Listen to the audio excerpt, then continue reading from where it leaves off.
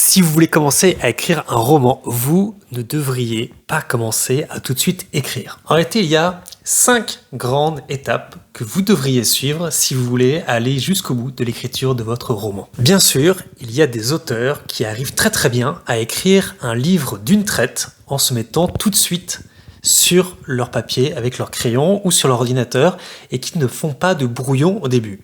Mais c'est assez rare et ça concerne surtout des histoires qui vont se concentrer par exemple sur un personnage avec un problème spécifique et qui vont suivre ce personnage du début jusqu'à la fin. Ou alors sur les romans, on va dire, un peu plus épisodiques où chaque chapitre est un peu une mini-aventure en soi. Mais pour beaucoup d'autres romans, pour une grande partie des autres romans, ce qui se passe, c'est qu'au cours de votre écriture, vous avez un peu 3 phases. Il y a un moment où, dans votre histoire, il va y avoir beaucoup d'arcs narratifs qui vont s'ouvrir, des 2 personnages, des problèmes qui vont apparaître. Et en fait, au lieu d'avoir juste une seule ligne directrice, vous en avez plusieurs qui s'ouvrent. Ces lignes directrices, ces arcs narratifs, ils vont s'enchevêtrer, ils vont se répercuter, ils vont se modifier les uns les autres. Et c'est un peu ce qui fait tout le sel d'une bonne histoire, c'est de voir tous ces différents éléments se rencontrer les uns avec les autres. Et puis, à la fin de votre histoire, vous avez tous ces différents arcs narratifs qui vont arriver à une conclusion. Ils vont conclure. Mais c'est là que vous voyez la difficulté. Parce que c'est pas si simple que ça de conclure un livre lorsqu'il y a beaucoup d'arcs narratifs qui ont été ouverts dedans. Mais c'est clairement, lorsque c'est réussi, c'est clairement ce qui fait les grandes histoires. Alors pour y arriver, il ne faut pas tout de suite se mettre à écrire.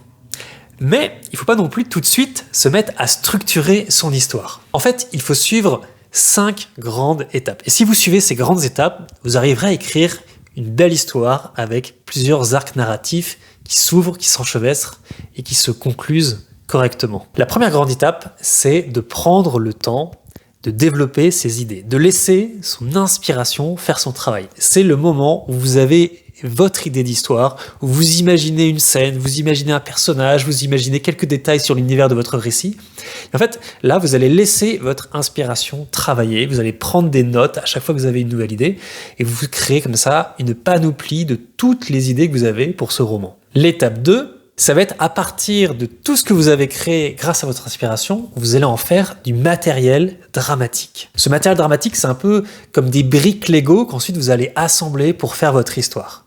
Et toutes les idées que vous avez eues avant, elles vont vous permettre de créer ce matériel dramatique. Vous allez en fait reprendre vos idées, vous allez les développer, les retravailler, vous allez utiliser des exercices de créativité pour créer tout ce qui va être de l'ordre de l'intrigue, de l'ordre des personnages, de l'ordre du message de votre récit, des différentes scènes de votre univers.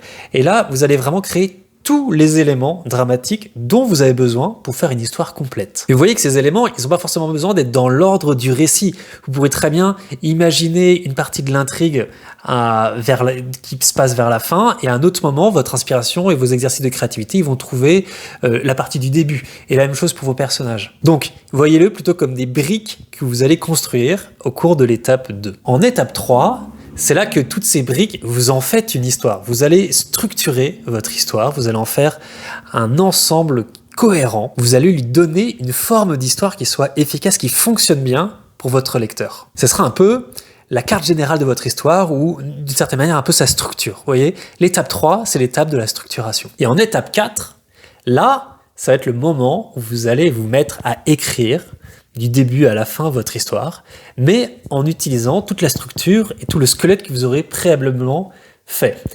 Pour vous donner un peu une idée, habiller une histoire, c'est un peu comme réaliser un film à partir d'un scénario.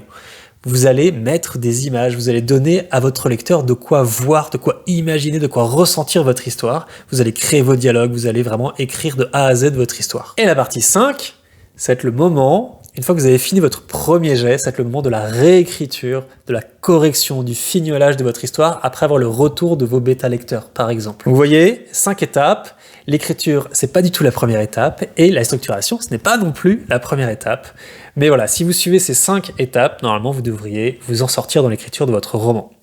Maintenant, si ça vous intéresse d'en apprendre plus sur l'écriture de romans, sur les méthodes de créativité justement pour créer ces éléments dramatiques, eh bien, ce que je vous conseille, c'est de regarder dans le petit lien en bas de cette vidéo.